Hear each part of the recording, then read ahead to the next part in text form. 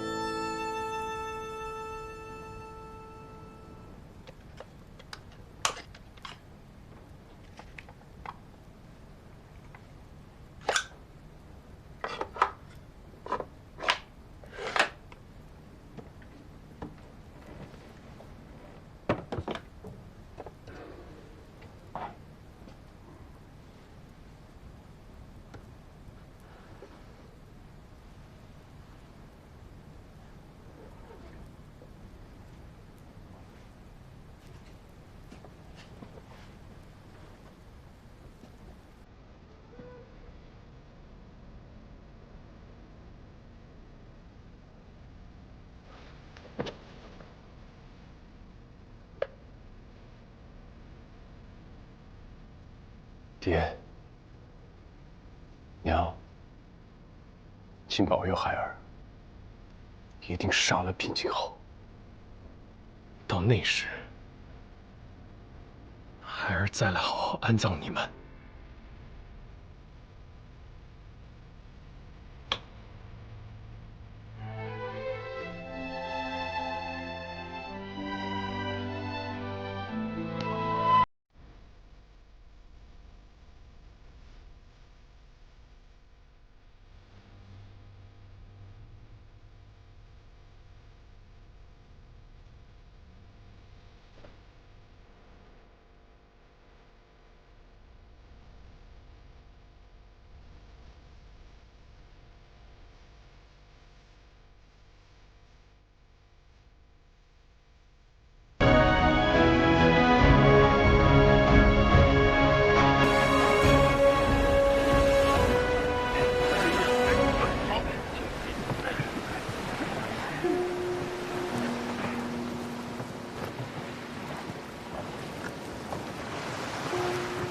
飞鹰，按照你给我的书信，我真的找到了小岛，这就是你让我找的黄道仪。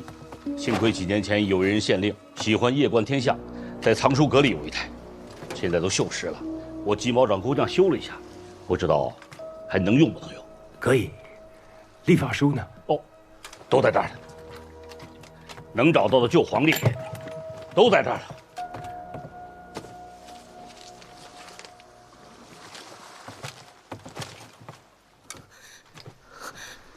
王立德留下了3个我不认识的字。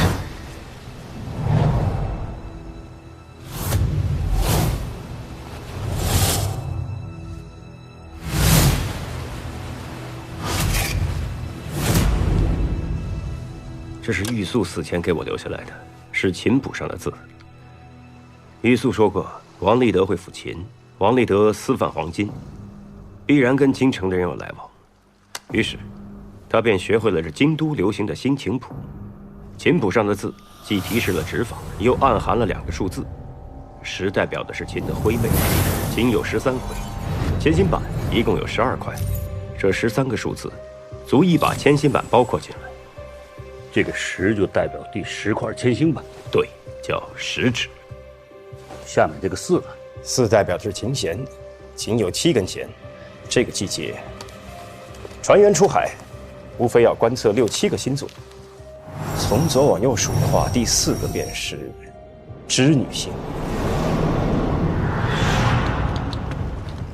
哦，那就是说，用这第10个千星板对准天上的织女星是吧？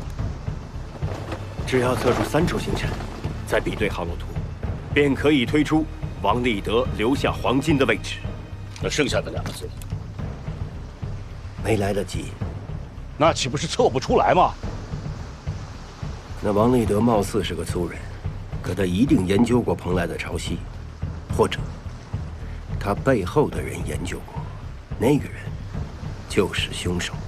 市博司我去查过了，那天晚上跟意思是出航的士兵说，意思是的命令是夜巡，但是船上多了一名神秘客，说是意思是的贵宾。此人上船以后一直蒙着脸，士兵们看不清他的面容，所以叫神秘客。明白了，全明白了。那天晚上，意思是带着他一起出海，而航路图一式3份，王立德1份，黑雁1份，第3份就在这个神秘人的手里。我查过那一晚的天气，前半夜星空晴朗，到了后半夜有了风雨，因此市博使的船必定是在前半夜就已到达指定海域，但是意思是和士兵们都没有见过黄金，因此神秘人应该是独自上了王立德的船，并且杀了他。而神秘人最终把装满黄金的箱子都扔向了海底。黄金扔到海里？我应该没猜错。可是这个人费了这么大的劲，为什么要把黄金蛋沉到海底呢？他是怎么了？他见不到黄金，他跟黄金有仇？哪有这种人呢？他当然想独吞那笔黄金。他费尽了心机，还是逃不过一个贪字。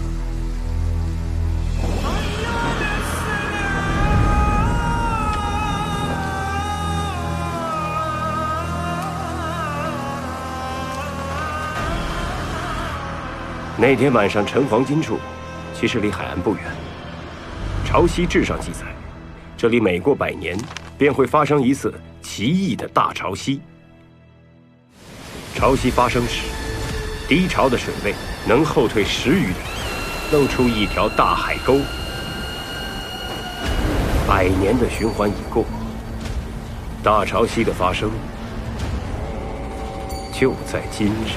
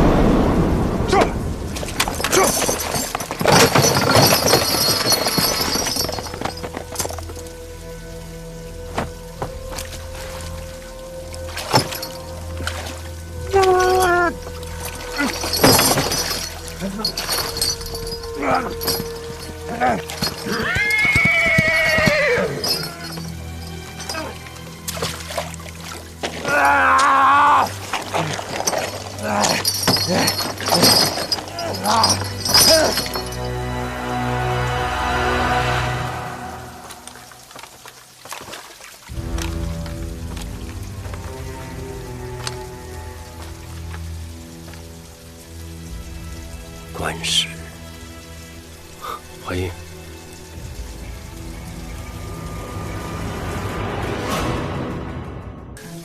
怀英，你还活着。黄金，你看，这黄金真的不少啊！这黄金全都被我找到了。来，帮个忙，这案子咱们破了，破案了！哈哈哈哈！帮个忙啊！来呀！江的是你扔到海里的。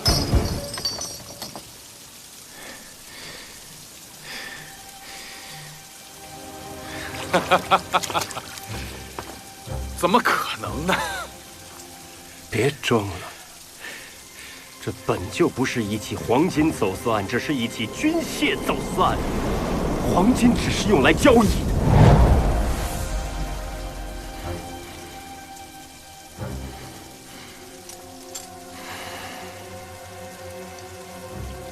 你什么时候开始怀疑我的？从玉素在我手中留下那个字开始，所有的线索都串起来了。就凭一个字，你就断定我是杀人凶手？凭这箱金子还不够吗？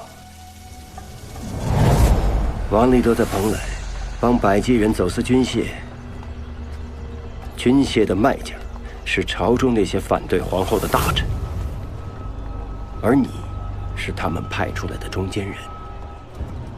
很长一段时间以来，你们的走私渠道通畅，你甚至还教了他一些京城琴谱的记谱法，便于走私黄金时联络。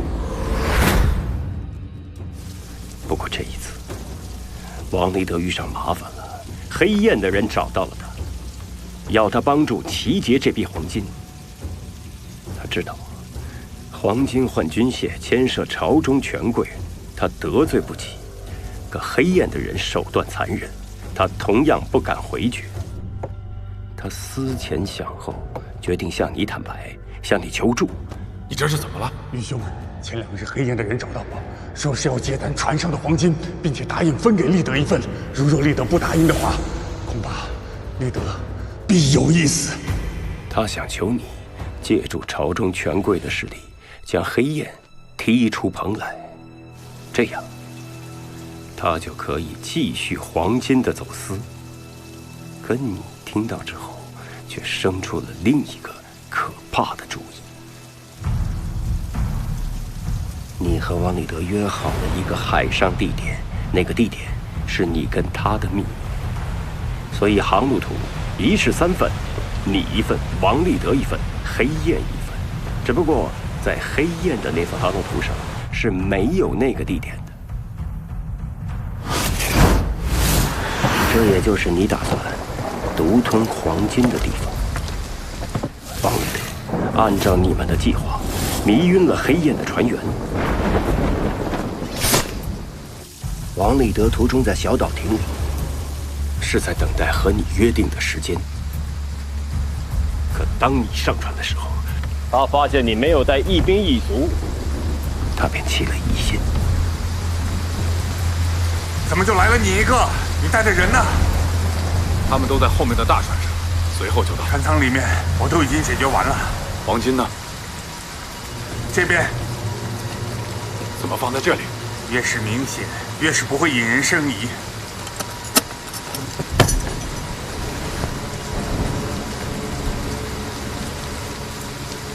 你的人怎么还没有来？要是被黑燕发现的话，咱们就全完了。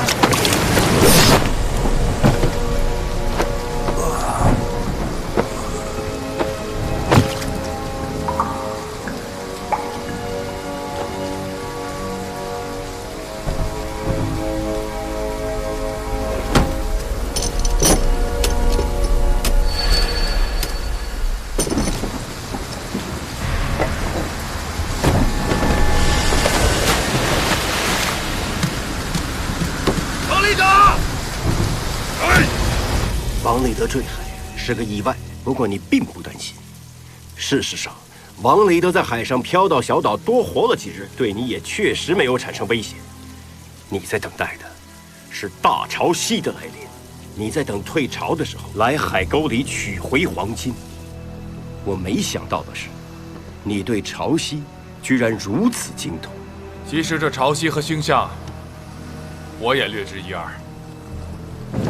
你打算凭一己之力，独吞从百济国走私来的最大一笔黄金。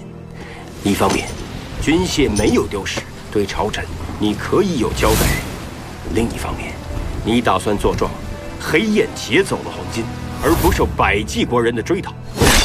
做成这么大的一笔买卖，只需要除掉王立德一个人。只可惜，你没料到的是，后来发生的一连串的意外。你没料到船上还藏了一个百济国的偷渡客，这个瘦子还说出了黑雁船员。 여기 무신 이상한 무신이 있습니다.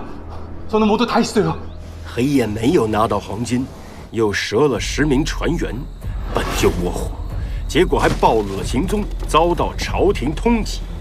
于是，他们便派出了金桑冒充幸存者，他还咬出了蓬莱所有的大人物，其中一个就是姓顾的船主，船主说的，这是贡献。还有一个姓易的官家，安然点。 然后黑雁又故意给了一份航路图，把我们引诱到了海上。其实那时，我还未联想到你。当众人被困于海上，原先的一些秘密便藏不住了。奇怪呀，这刚一出海，就有人急着破坏了船帆。动手看！ 本官思来想去，觉得他是害怕这黄金被找到，退一步讲，也是害怕被本官查到是谁在走私黄金。头一个露出马脚的是一潘，他无法解释为什么那天晚上带着世博使的船出港。我不知道你是如何控制一潘，让他为你效劳的。我猜啊，无非2点：一是以刑部办案的名义。 2是他从前不查私贩黄金的船，从中捞得好处，而这成为了你要挟他的把柄。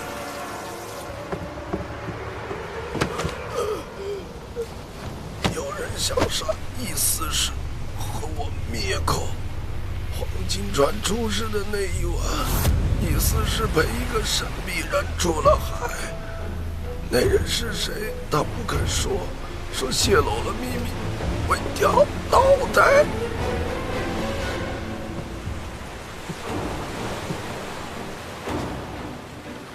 顾船主，是你吗？在船上，这秘密就快瞒不住了。于是，你勒杀了一潘。你把一潘的死伪装成了自杀。顾梦兵未必知道你的秘密，但一潘的死吓坏了他。 你怕顾梦兵知道了什么，于是你放暗箭射杀了他。为了掩盖黄金的秘密，你变得如此丧心病狂。狄仁杰，力冲外敌，全体上阵！发！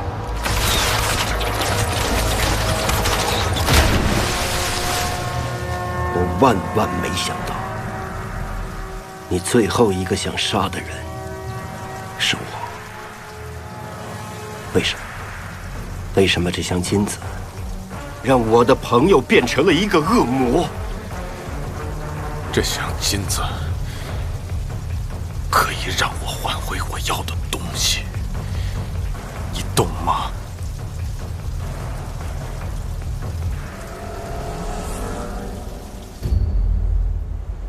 洪亮，多亏你及时派船营救本官。 这就说明，如你刚才所说，这批用来走私的黄金，是那侯玉提前算出了潮汐即将退去，才提前沉入了海沟。当心点！哎，这狄仁杰办案有点意思。好，那是本官错怪狄明府了。刘中士，很快就涨潮了，时间不多了，去。 速速派人接应。你去吧。好，供出你背后的朝臣，跟我回去自首吧。你住嘴！我侯家3代为大唐效力，我祖父从小就教我天文海事，让我成为不世之才。但皇后掌权，我没有指望了。那些不服皇后的老臣，个个都不是什么好人。他们让我去走私黄金，让我和王立德这样的人为伍。王立德是什么？是个屁！而我要做一番大事业。你以为我真瞧得上这些黄金吗？是皇后免了我的官，那些老臣没有一个人站出来替我说话，他们全做了缩头乌龟。你现在只有投案自首这一条路了。淮阴，我们还有第2条路。这黄金我一块不留，全都送出去。那些死的人都是走私黄金的重犯，被我们除掉了。他们死有余辜，他们罪有应得。这黄金案被你敌人揭破了，你可以拿着这些黄金去找皇后交差。淮阴，记不记得我们在京城诗酒唱和，意气风发，指点江山，你记得吗？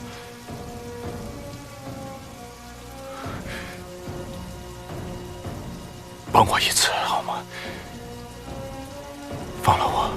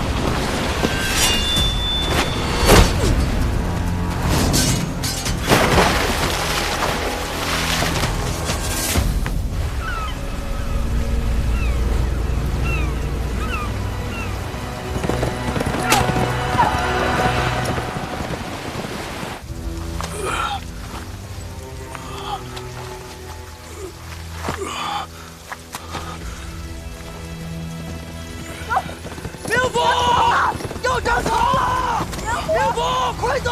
灵符，要逃了，灵符！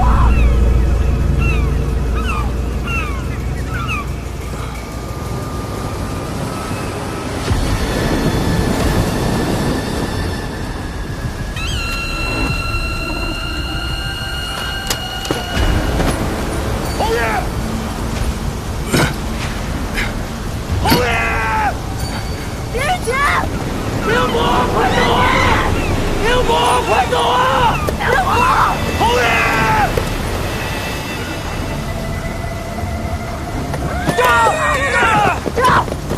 走！我拿到这些黄金，可以换回我要的师徒。到时候，我还是刑部的胡连之妻。慧英。 我会成为大唐的栋梁之才，我会成为大唐的栋梁之才。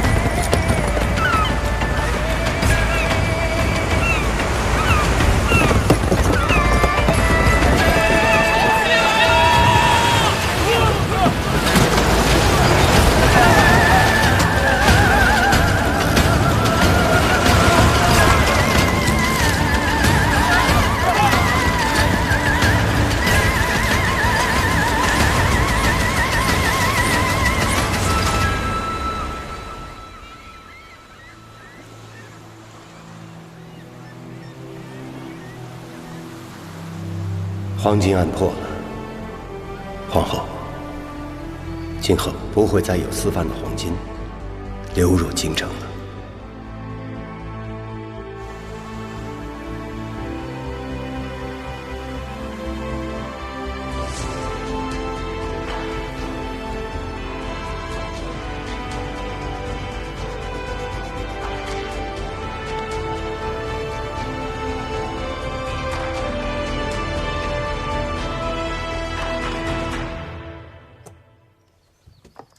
王叔，哎，你慌慌张张的干什么去啊？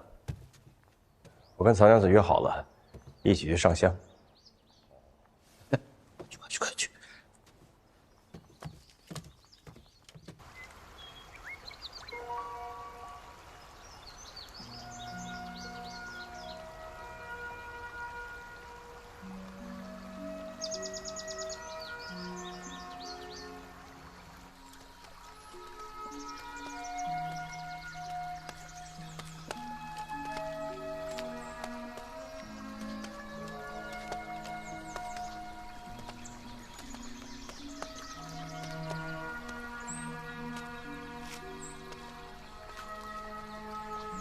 怎么了？灵府可有心事？没有啊。那为何一路无言？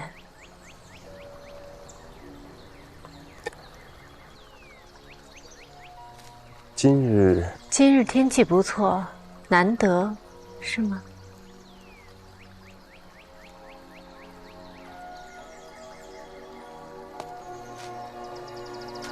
过了这座桥，再走不远就是佛寺了。灵府信佛吗？不信。那你呢？我信佛家说的缘。万事皆有因果，一切的苦乐都是外缘。荣辱祸福，皆是前世的孽。现在虽有，缘尽又归无，所以得之不喜，失之不忧。一切随缘。灵府说不信佛，可开口便是佛理。道听途说。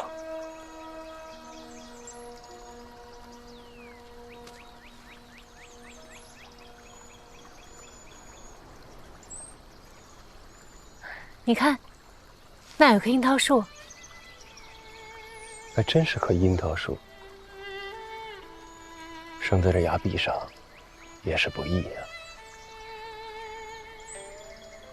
天地入长夜，生死两茫茫。小时候，家父落难，我和家母被流放到偏远干涸之地，饥渴难耐。幸好遇到了一棵樱桃树，我们才得以存活。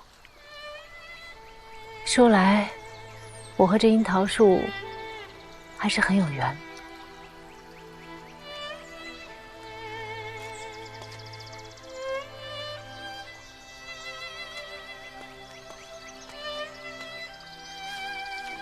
冥府，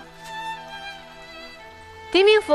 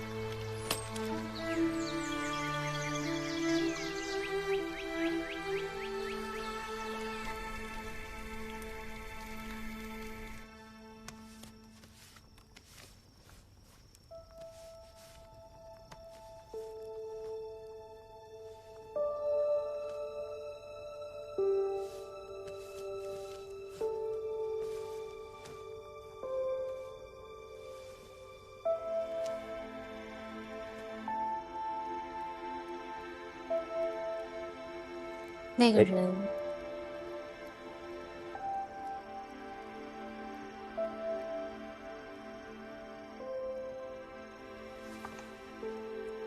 当年一个小女孩，家里惨遭横祸，那个人救了你，所以你才来到蓬莱，是为了他。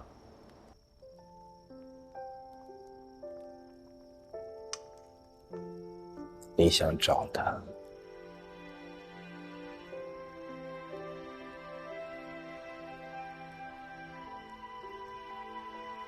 那你今日为何？远方其实一无所有。远方未必一无所有。回应啊，回应！来来来，哎，坐，哎，吃点水果。我去备晚饭啊，留下来吃个晚饭，好吧？不用了，我也该告辞了。哎呀，留下来，吃个饭，好好聊聊。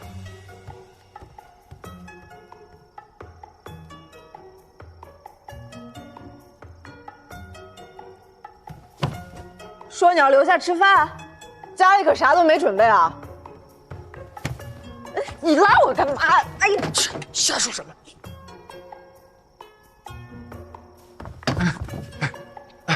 曹娘子，洪叔叔问你吃饭有没有什么忌口？你能不能吃盐碎？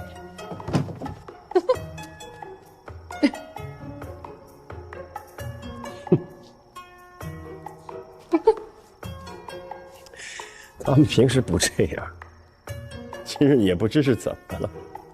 他们只是想知道我们怎么了。那我们怎么了？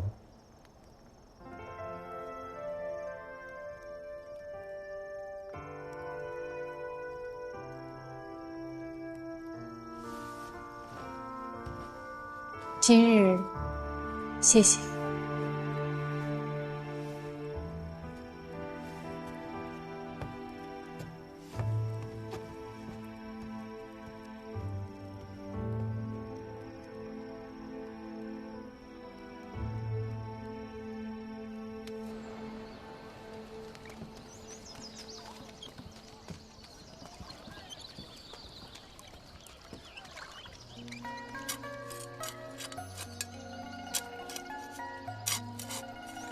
没想到你真中了根老叔。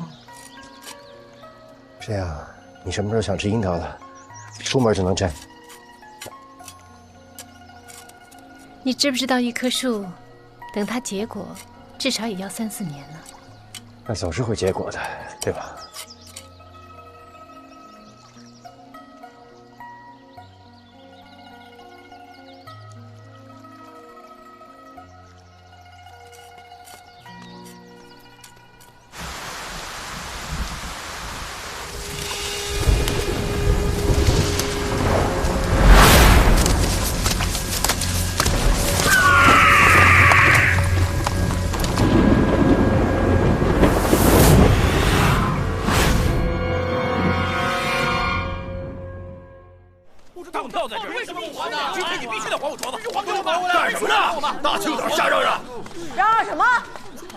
这是衙门，胆子也太大了吧！来的就是衙门，我要报官。中计治私，欺人太甚，求官家给个公道。他不还我们东西，就是他。报官就好好报。行了行了，都别吵了。何事先皇？明府，明府，您来的正好，您给我说个理。半年前，我在他们中计治私典当了一个金镯子，说好的当期半年，当票在这儿，白纸黑字。今天是当期的最后一天，我凑够了钱，想拿回我这镯子。哎，他们告诉我，这镯子不见了。启禀明府，当票是真的，上面的笔迹确是我们钟掌柜的亲笔，但是当品确实也是找不到了。现在掌柜的不在店里，具体该怎么赔付处理，实在不好意思，还是得等掌柜的回来再说。他什么时候回来？这不太好说，掌柜的私事，我们确实也不太清楚。私事？哼！我听说你们钟掌柜最近装神弄鬼，我看多半是打算带着东西跑吧？是不是打算跑啊？这你尽管放心，我们中计治私已经成立20多年，我们的信誉还是有口皆碑的。呸！今天要么还我镯子，要么你就赔钱。都跟你说了。赔钱。既然掌柜的不在，那这当期自然是作废，往后顺延。待到他们掌柜的回来了，若还是还不上你的当品，又或者他迟迟不归，你们那个时候再来对簿公堂，我自会秉公办理。既然明府都这么说了，那我还能说什么呀？3天找不回镯子，咱们公堂上见。公堂上见。多谢。行了行了，看什么呢？散了。哎，这一大早上的烂事儿是一件接着一件。你们俩从哪儿回来的？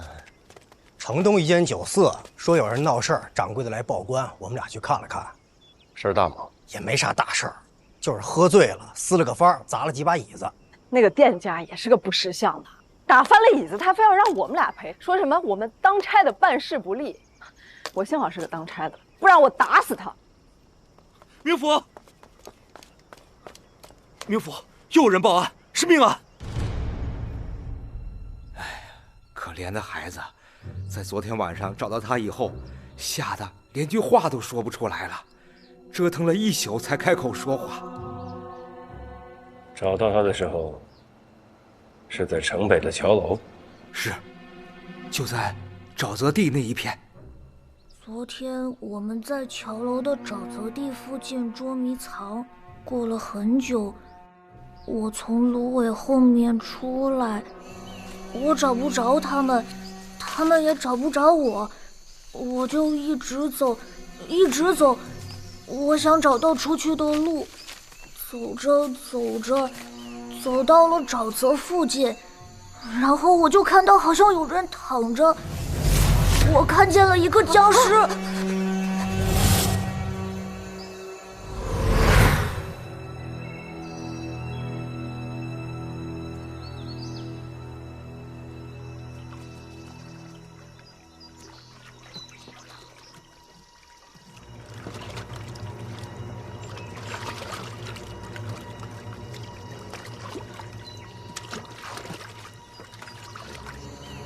地府。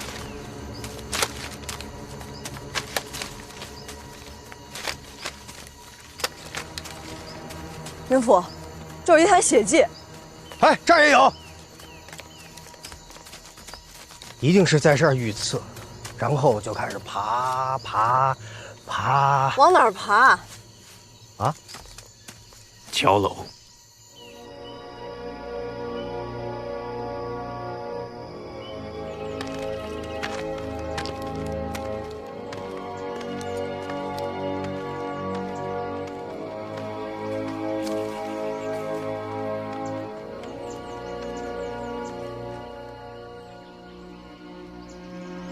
你们私下转转。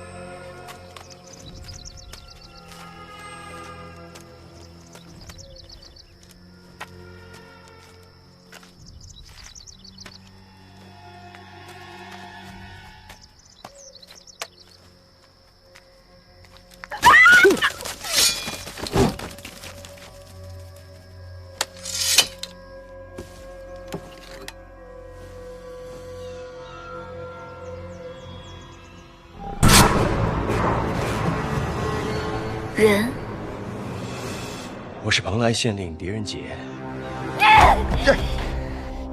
娘子，我并无恶意，我只是过来例行询问。昨日晚间，你在何处？你在做什么？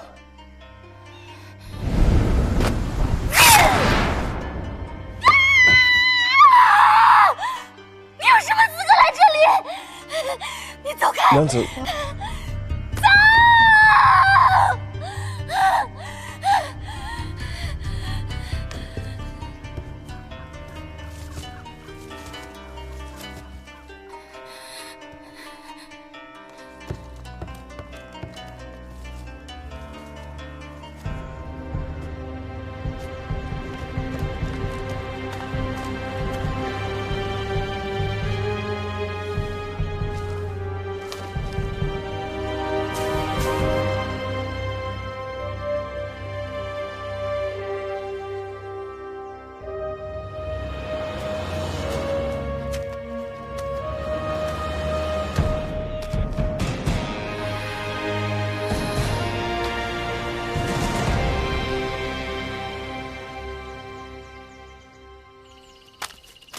周围都看了，没发现尸体。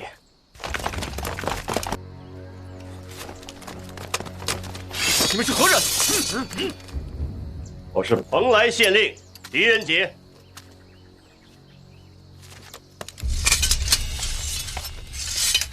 我们奉命在此巡逻，这一带时常有百计的细作，还有走私犯的出没。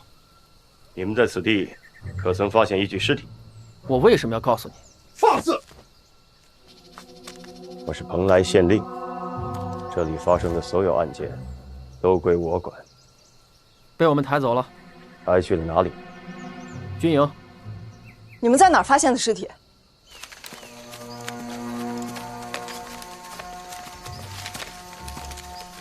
就在这儿。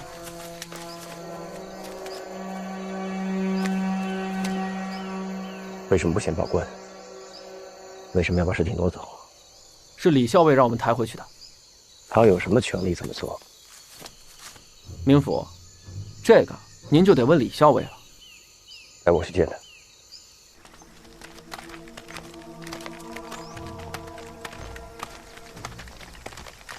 明府，刚刚在桥楼内有何发现？那为什么要去桥楼呢？谁啊？死者、凶手，还有他。